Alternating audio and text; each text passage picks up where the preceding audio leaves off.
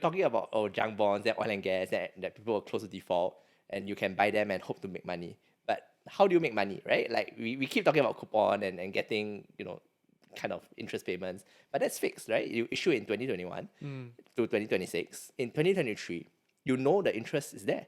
That interest is not going to change. So even if the company seems like it's dying and you buy in 2023 because you think it'll turn around, how do you actually make money from the bond besides the coupon payment? What's the relationship there? Okay. So the thing about bonds and the thing about cash flow, right, is I think it's also very important to actually understand that there are two very basic types of companies. One, you have your high quality companies, and those are usually what you call your high grade bonds, as classified by your credit rating agencies, right?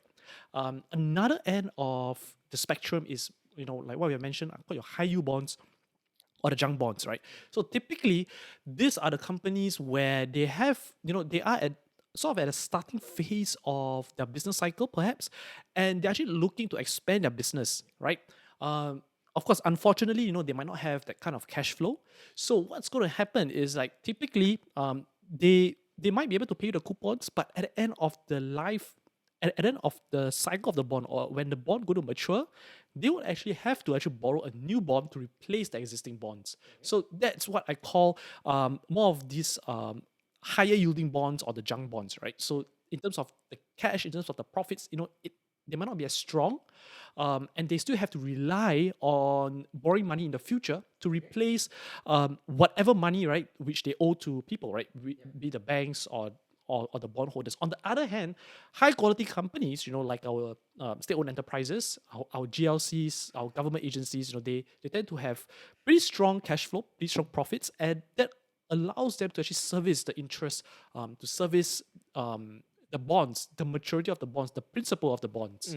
But when we talk about trading bonds, there's a price, right? So I don't even know. Like if we subscribe to 250K, it's a new issuance, the Fraser's issuance. Then that's what priced at $1. Does that ever change, or is it always like kind of priced at $1? And if I want to buy it next year, I also buy it at $1, or does that price kind of fall? I don't think it can ever increase because you are paying $1.05 to get $1 back. That's stupid. But yeah, does it ever like decrease, or how do we look at like price fluctuations of Yep. bonds? Okay, so bonds, unlike stocks, right, so stocks, you have different prices, different trading prices every day. For bonds, when they issue bonds, they will always issue at what you call a par value or face value. And this face value always have a numerical figure. So it always have a number, and this number can either be what you call $100, $1,000, or 100%, or 100 points. So whatever you call it, right? So there is always a number, and this number is always in, either 100 or 1,000. Okay. Nice Now, round numbers, I like. Yes. So when you Easy to count. invest, let's say, if you put in $250,000 in a bond, with a face value of 100, it means that you're buying the full value of the bond, the full face value of the bond. So you're paying the full $250,000. Now, if the bond price, or if the face value drops, right? If it drops from 100 to 80, what's going to happen is that when you put in $250,000 to buy this bond, you're not going to pay the full 100% of it. You are going to pay 80% of the bonds. Okay. So that is how we measure the bond price, or how bond prices actually fluctuates. So it's very different, because when I'm going to buy a bond today, at say $100 in face value, at the end of, say, when the bond matures, I'm going to get back the full $100, or the full. So you get back 100%. face value at maturity. Yes. Okay. Exactly. Yep. Right. For retail bonds, if retail bonds are denominated in a small amount, so say it's $1,000. So if I have $1,000, and if I'm going to buy a bond which has a face value of 100, I'm paying the full price of the bond. Now, if that bond goes down to 90, right, $90 of the face value, when I put in that $1,000, I'm not going to actually pay the full $1,000, Anthony. I'm going to pay only 90% of what that bond is fully worth. Okay. So that's how the market buys the market values all these bond prices. So when the company issues the bond to you, it matures. Like stocks, it will move up and down, right? So it can go from 100, and it goes down to below 100, or sometimes it can go above 100, right? And really, it depends on if the value of the bond drops below 100, you're actually buying a bond at a discount. Yeah. Right. So if you put in $1,000, it's going to be $900 if it drops to 90. If the face value goes above, from 100 to say 110, this $1,000, you probably would have to actually top up more than $1,000 to actually buy these bonds. Okay. So that's how bonds work, when you're trading bonds, on a daily basis. So it's very different from stocks because stocks will have that unlimited capital gains or capital losses. So a stock could go up, from $100 to $200 to $300, or from $100 it could drop to $50 to $10. But for a bond, you could have that kind of up and down movement, but it might not be as volatile as a stock. And at the end of the day, at the end of the maturity, you will still get back that face value. You will still get back 100. Yes, you still get back 100. Okay, so I think maybe example because numbers are confusing. Let's say I have $1,000. The face value now is 100, so I buy like kind of 10 bonds in a sense lah. I know that that's not technically accurate, but 10 bonds in a sense. If it drops to let's say 50, again round numbers easier, then and I feel like I cannot hold anymore. My house getting foreclosed by the bank, I need to sell. So I will sell at whatever the market price is at that time. So I get, if it's actually my $1,000 become $500. Yes. Plus whatever coupon I receive. Right? Then, but if of that $1,000, I was supposed to get a 5% coupon. Right? So I got $50 every year. And then a year later it drops to, $50. Do I still get, 500, 50 in terms of 500 in terms of face value, right? Do I still get 50 every year? Yep. So you will still get the same amount of coupons which you will be getting. So that kind of means that if I can buy at that 500 price point, my yield is 10%, not 5% anymore, because I get I get $50, right? Yep. Oh, that's nice. I like that. I mean, great, right? Yeah, Who so wouldn't that's like that? so that's the beauty of bonds, right? Yeah. Anthony, if I were to compare, a bond to say a dividend stock, right? I don't really have to bother about the risk of the price movement of a stock. It could go up, it could go down, it could forever go down. But a bond is such that, if it goes down, and if I tell myself, hey, I'm just going to hold it and I'm not going to sell it, at the end of, a certain amount of years, I'm going to get my full principal, right? If I buy a bond which is trading at a huge discount, say it's trading at 50% of the face value. So from $1,000, I only have to pay $500 for the bond. At the end of the maturity, I'm going to get back $1,000. Yeah, that's wonderful. I mean, and you get 10% you immediately. That's great, right? Who wouldn't love that? Okay, so that kind of brings me to the last point, right? Like you see, bond prices do fluctuate. Your yields do fluctuate. A bit of mentality there about whether you are there to trade the bond, in which case you are really concerned about price, or if or essentially it's your holding power, or you are happy just to hold and get that yield, and 1,000 to 500, who cares? I still get my $50 and I'm happy, right? So I think that's partially a mentality question. Like we all kind of ask ourselves when we buy a bond, right? Like why are we doing this? What's our objective here?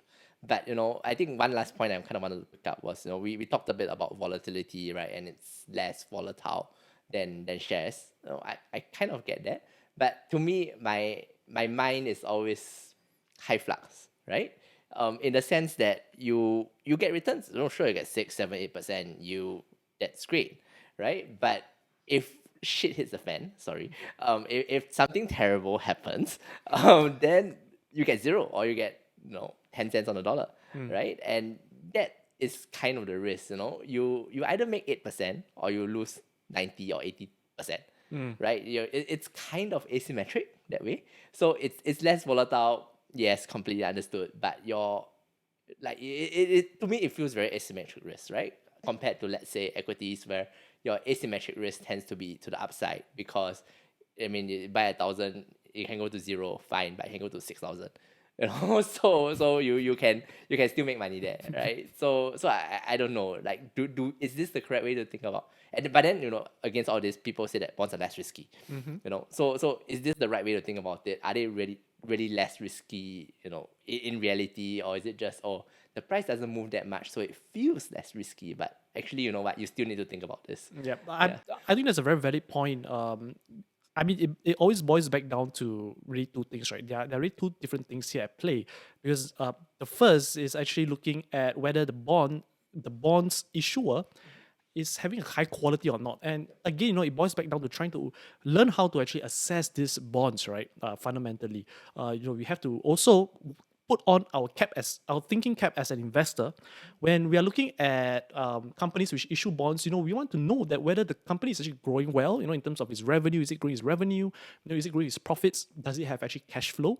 And do they have enough profits to be able to pay the interest, the coupons of these bonds, right, which they owe to yourself and like myself? So we have to actually look at that. We have to actually assess the profitability of the business of the company itself. We will also have to know, their financial position. So meaning whether they have cash in the bank, whether they are ready to actually take out the money and pay you back at the end of the maturity. So, companies like, for example, High Flux, right? This is a company where the reason why they defaulted is because a lot of their, even though that they were growing revenues, but they weren't really making money, for the past few, before they actually defaulted. So when they were borrowing money, they were already in, the rates or the losses. So this is really what I call your high yielding bonds or the junk bonds. So that's just one approach to look at it. The other approach, which a lot of people say that is, bonds are safe and all that, are the bonds where you are looking at a very high quality or high credit quality of the issue, and also you're looking at our Singapore government bond. I mean, look, for me, I would never think that our government would ever fail, right? I mean, if it feels like what you say, our CPF will get wiped out. Yeah, I mean, our CPF is like we have much bigger problems Yeah, than our portfolio. and the Singapore government, when they issue a bond, I would say it's going to be very, very safe, right? It all boils down to, how much will I be compensated for? How much will I be compensated for? How much interest are they going to pay me? So that's something which boils down to the individual investors, right? So that's something which I'll look at. So I will look at bonds from two different point of view, right? One is you're looking at very high risk, very risky bonds, where these companies, they might be growing revenues, but they might not be making money, but they do have bonds. So I think that's something which investors, like yourself and myself, we should actually pay attention to. On the other side of the spectrum, we have to be, we want to actually focus on these bonds where they're safe, right? Where we know that, there's a very high chance where we're going to get our principal back, where we're going to be paid our coupons or the interest, which we can get. And, these are the set of bonds where they are really going to give that, very safe, very steady form of income for ourselves. Yeah. Okay, so I think the idea is not all bonds are safe. We still need to think about it. You cannot just blindly buy. Mm-hmm. Yeah. Okay, sounds about right. that makes sense. Sounds about right, lah. Yes. Okay. I think that's about it. Thanks for that. I think that was a good first episode. Let audience, if you like it, please follow us on whatever podcast platform you're on. I think Spotify. I listen to Spotify. Some people use Apple. Whatever. Right. Follow us, like us, subscribe, and tune in next week. We'll have more about, I think, how to assess bonds, because I don't know. So again, we are here to find out. Thank you so much, for your Anthony. I time. really enjoyed myself, man. Thanks, man.